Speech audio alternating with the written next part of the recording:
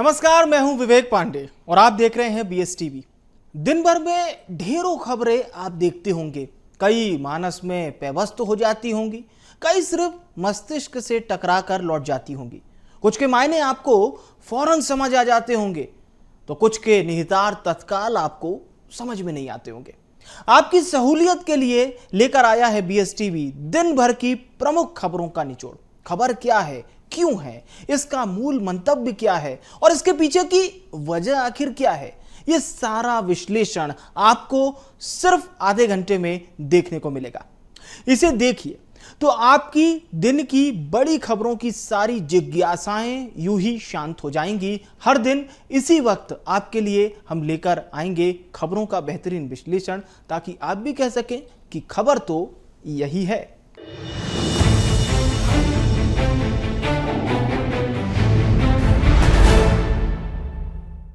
तो खबरों का हम सिलसिला शुरू करें उससे पहले आज की प्रमुख खबरें समझ लीजिए। खबरें क्या क्या हैं?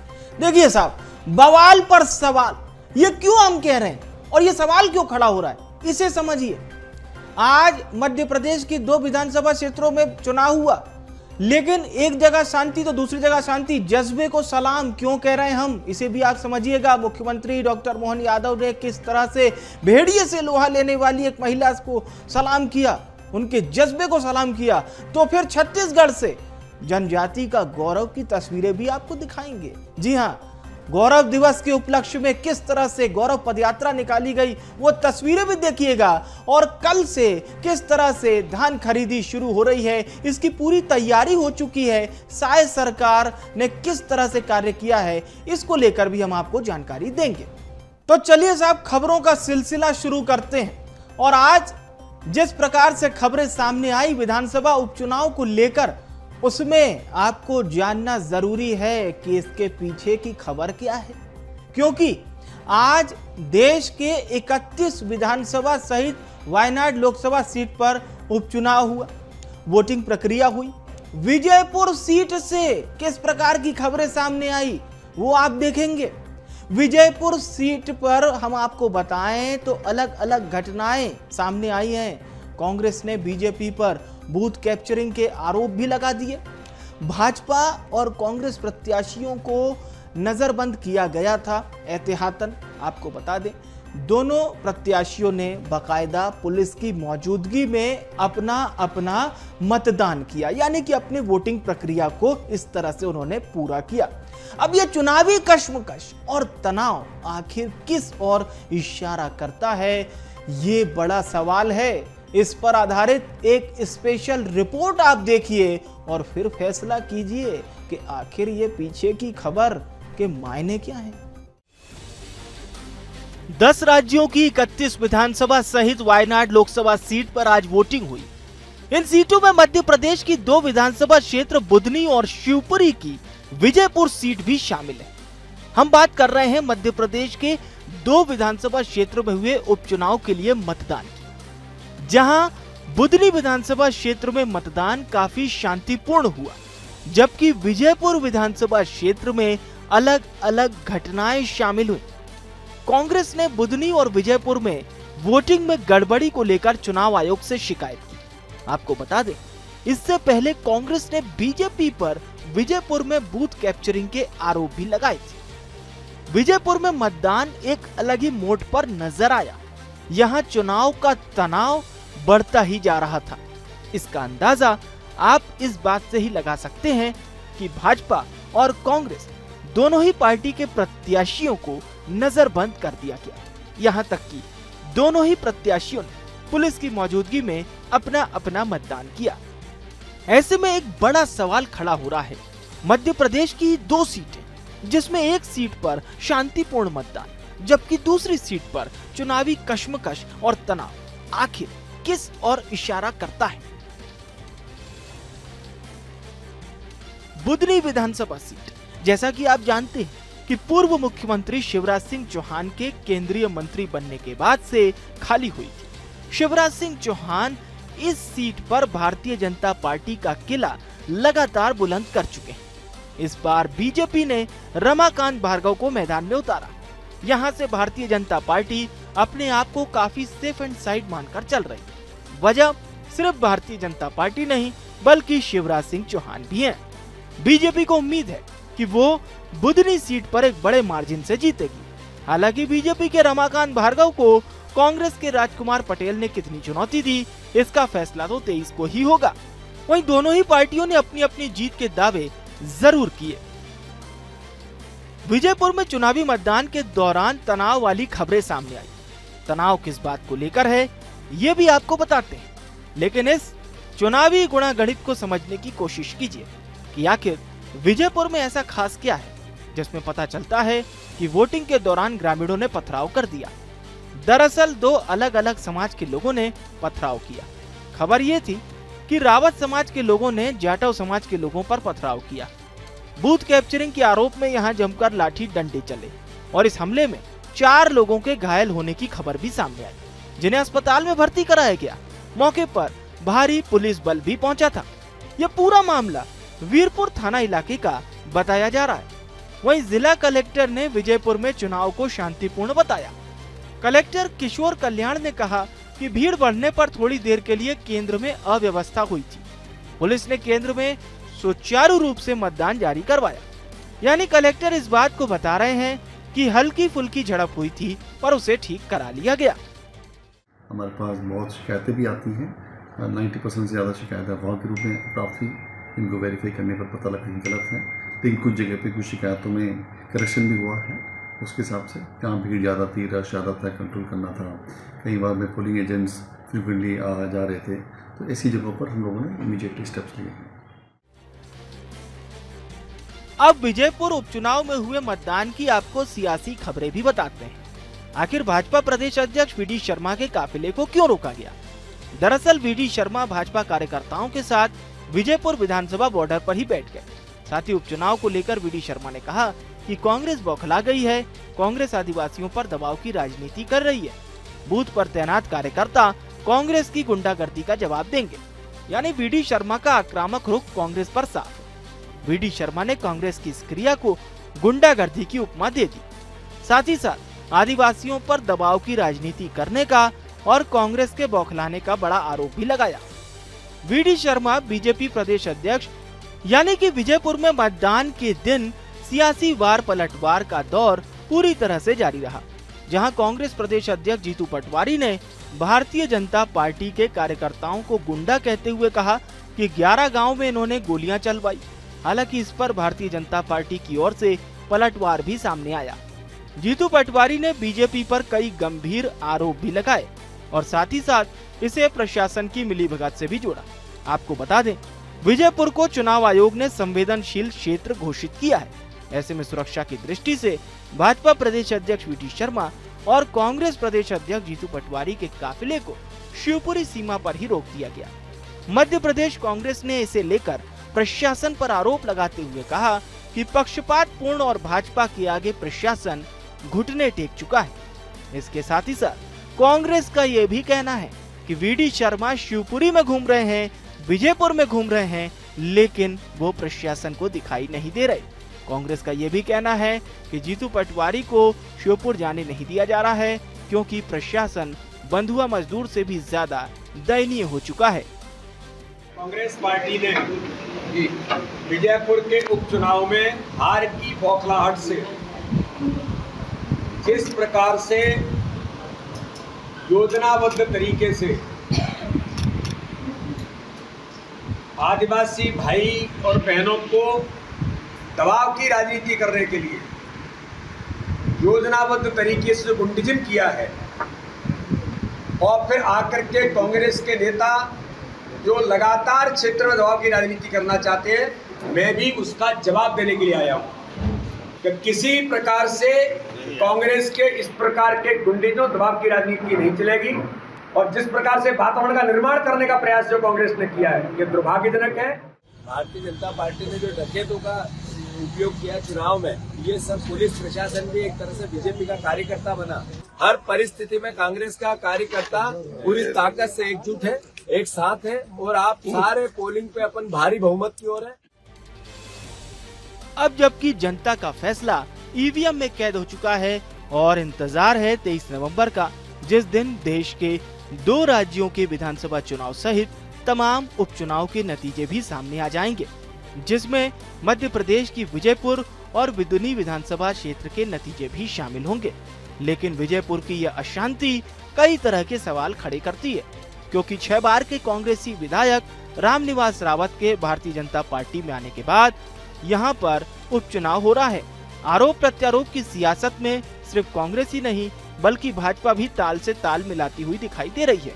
क्या ये मायने पहले से डैमेज कंट्रोल के हैं, क्योंकि चुनावी लवरेज से अति उत्साहित, या भारतीय जनता पार्टी को विजयपुर में पिछड़ने का भी एक डर है, या फिर कुछ और?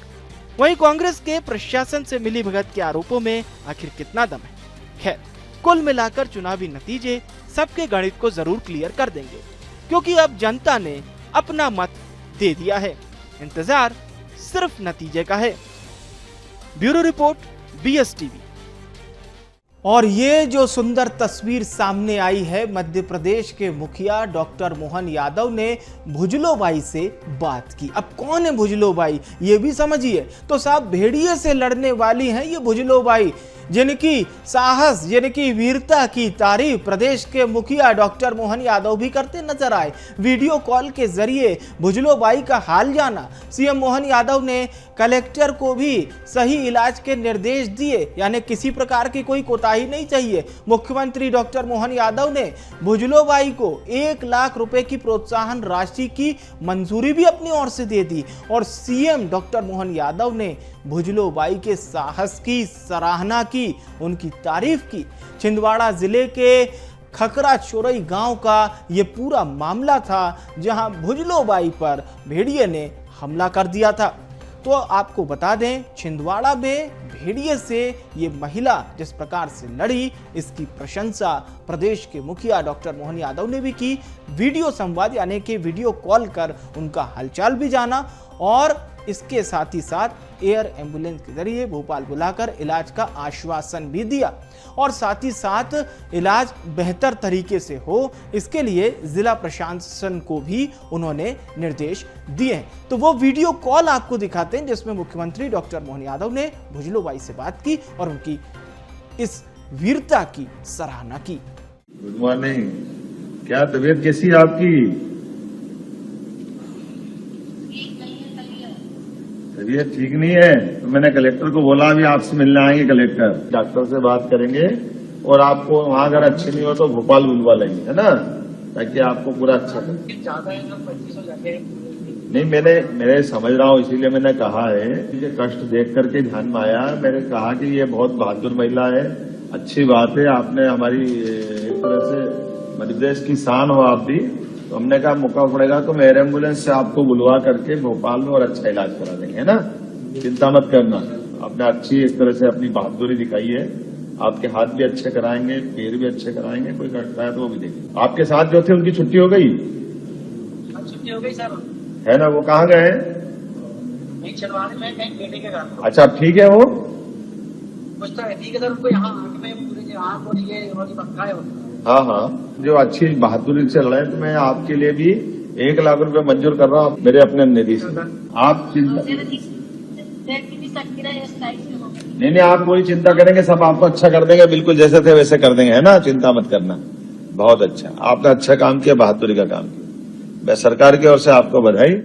और अब खबरों में आगे बढ़ते हैं और आपको एक खबर छत्तीसगढ़ से बताते हैं। भगवान बिरसा मुंडा की जयंती पर, जन्म जयंती पर माटी के वीर पदयात्रा हुई और इसे नाम क्या दिया गया है? बड़ा सुंदर नाम, जनजातीय गौरव दिवस। भगवान बिरसा मुंडा माटी के वीर पदयात्रा की शुरुआत कोमड़ो गांव से शुरू होती है। केंद्रीय मंत्री मनसुख मांडविया इसमें शामिल होते हैं। सूबे के मुखिया विष्णुदेव साय पदयात्रा में शामिल होते हैं। डिप्टी सीएम अरुण साव, मंत्री ओपी चौधरी समेत कई मंत्री मौजूद रहते हैं। लेकिन देखिए, ये जो जनजातीय गौरव दिवस है, इसको मनाने के पीछे आखिर साय सरकार का मंतव्य क्या है और साय सरकार ने इसे मनाने का फैसला क्यों लिया? मुख्यमंत्री विष्णुदेव साय ने इस जनजातीय गौरव दिवस के लिए प्रधानमंत्री नरेंद्र मोदी की तारीफ की। उन्होंने ये कहा कि जनजातीय गौरव दिवस मनाने का आइडिया किसी के पास से आया तो वो नाम था प्रधानमंत्री नरेंद्र मोदी, इसके लिए उन्हें धन्यवाद। और उन्होंने जनजाति वर्ग को लेकर भी काफी बड़ी बात मंच से कही है। और क्या कुछ इस ऐतिहासिक पदयात्रा में हुआ उसकी तस्वीरें भी आप देखेंगे, और साथ ही साथ आज मुख्यमंत्री ने क्या कुछ कहा मंच से वो भी सुनेंगे, डिप्टी सीएम ने क्या कुछ कहा और केंद्रीय मंत्री ने क्या कुछ कहा, सिलसिलेवार आपको सुनवाते हैं। बड़ा सौभाग्य का विषय छत्तीसगढ़ के लिए और जसपुर जिला के लिए, और जसपुर जिले का मैं भी हूँ। भगवान बिरसा मुंडा की जयंती, जिसको जनजातीय गौरव दिवस के रूप में पूरा देश मनाता है, हमारे यशस्वी प्रधानमंत्री श्री नरेंद्र मोदी जी ने बिरसा मुंडा की जयंती को जनजातीय गौरव दिवस घोषित किया है। और इस उपलक्ष्य में आज मैं भारत के वॉलंटियर्स, जो जसपुर क्षेत्र के 150 कॉलेज के जो विद्यार्थी हैं, वो मैं भारत के वॉलंटियर्स हैं, उन्होंने 7 किलोमीटर की पदयात्रा आयोजित की थी, जिसमें पूरे जिले भर के और बाहर से भी लोग यहाँ पर शामिल हुए। और अपेक्षा से ज़्यादा ये पदयात्रा सफल रहा। और हम लोग का सौभाग्य कि हमारे भारत सरकार के खेल और श्रम मंत्री श्री मनसुख भाई मांडविया इसमें शामिल हुए। हमारे छत्तीसगढ़ सरकार के डिप्टी सीएम से लेकर और भी मंत्री, सांसद, विधायक सभी लोग, हमारे पार्टी के वरिष्ठ लोग भी सब युवाओं को प्रोत्साहित करने के लिए शामिल हुए और बहुत अच्छा रहा। आने वाले 14 और 15 को हम लोग जिलों में भी और प्रदेश में भी 2 दिन का जनजातीय महोत्सव मना रहे हैं। 18 प्रदेश के कलाकार रायपुर में आए हुए हैं, 2 दिन तक उनका प्रदर्शन होगा। हाँ, आज हम धन्यवाद देना चाहेंगे जसपुर जिले की तरफ से हमारे केंद्रीय मंत्री को कि उन्होंने यहाँ पर एक अच्छा स्टेडियम खेल को आगे बढ़ाने के लिए उसकी घोषणा की। माटी के वीर पदयात्रा चल रही है। हमारे साथ बात करने के लिए डिप्टी सीएम मौजूद है। सर, बड़ी यात्रा, पदयात्रा जनजातीय गौरव को बढ़ाने के लिए निश्चित रूप से भगवान बिरसा मुंडा ने आदिवासी संस्कृति और सभ्यता को बचाने के लिए जो काम किया, देश के आजादी के लिए जो काम किया, उनका त्याग, तपस्या और बलिदान ही इतना बड़ा है कि ये माटी के वीर आज जो पद यात्रा कर रहे हैं, कितने उत्साह में है, कितना मगन है ये जसपुर आज जब यहाँ ये यात्रा हो रही है। जी सर, 10 महीनों की सरकार ने लगातार आदिवासियों के लिए काम किया है। हर दिन आदिवासियों को सहेजने के लिए कोई न कोई कदम सरकार उठाती है। अब जो आदिवासी संस्कृति को बचाने के लिए सरकार ने कदम उठाया। देखिए, भगवान बिरसा मुंडा की 150वीं जयंती के उपलक्ष्य में ये आयोजन हो रहा है और भगवान बिरसा मुंडा ने जो काम किया है, वास्तव में हम सबका सीना गर्व से फूलता है। आज के नौजवानों को उनसे प्रेरणा लेकर काम करने की आवश्यकता है। बिरसा मुंडा जी के त्याग, तपस्या और बलिदान को जन जन तक, घर घर तक पहुंचाने के उद्देश्य से ये यात्रा निकली है। बिल्कुल, ये डिप्टी सीएम अरुण साव थे जो ये बता रहे थे कि यात्रा छत्तीसगढ़ की आदिवासी संस्कृति को बचाने के लिए निकली है। आने वाले समय में जो छत्तीसगढ़ संस्कृति को बचाने के लिए सरकार कदम उठा रही है। आज का कार्यक्रम कोई सरकार के द्वारा आयोजित किया गया नहीं है, ना हम उसके मुख्य रूप में यहां उपस्थित लीडर है, लेकिन आज के कार्यक्रम मेरे छत्तीसगढ़ के यूथ वॉलंटियर्स द्वारा आयोजित किया गया है। हम उसमें केवल मेहमान हैं, आपको प्रोत्साहित करने के लिए आए हैं, क्योंकि आप माय भारत के साथ जुड़ के देश के प्रधानमंत्री नरेंद्र मोदी जी की विकसित भारत की संकल्पना को पूरा करने के लिए कृतनिश्चयी हुए हैं। माय भारत प्लेटफॉर्म है क्या? माय भारत युवा संगठन है क्या? दोस्तों, 2023 में प्रधानमंत्री मोदी जी ने कहा कि मुझे देश को विकसित भारत बनाना है, मुझे देश को बदलना है, देश को आगे ले जाना है, युवाओं की संकल्पना को कटिबद्ध करना है। उसके लिए युवा विभाग के द्वारा भारत सरकार के यूथ अफेयर्स युवा विभाग मंत्रालय के द्वारा माय भारत वॉलंटियर्स संगठन को खड़ा करा गया है। और एक और बड़ी और महत्वपूर्ण खबर, छत्तीसगढ़ के लिहाज से यह बहुत ही बड़ी खबर है, क्योंकि कल से समर्थन मूल्य पर धान की खरीदी शुरू होने वाली है और तमाम धान खरीदी केंद्रों पर, मतलब प्रदेश भर के तमाम जो धान खरीदी केंद्र है वहां पर तैयारियां जारी है। 27 लाख से अधिक किसानों ने पंजीयन करा लिया है और आपको बता दें इसके साथ ही साथ 1,35,891 नए किसानों ने भी रजिस्ट्रेशन कराया है, यानी कि ये वो किसान हैं जिन्होंने पंजीकृत किया है, ये नए किसान हैं। 14 नवंबर से 31 जनवरी तक ये वो डेट है, यानी कल से इसकी शुरुआत होगी और 31 जनवरी तक हमारे जो किसान भाई हैं वो अपनी धान की फसल को बेच सकेंगे। खरीदी केंद्रों में तौल के लिए इलेक्ट्रॉनिक कांटा और बांट की व्यवस्था भी की गई है, यानी कि उन्हें किसी तरह से परेशान न होना पड़े। केंद्रों में शिकायत और निवारण के लिए एक हेल्पलाइन नंबर को भी जारी किया गया है, उसे चस्पा कर दिया गया है ताकि किसान भाई उसे समझ सकें।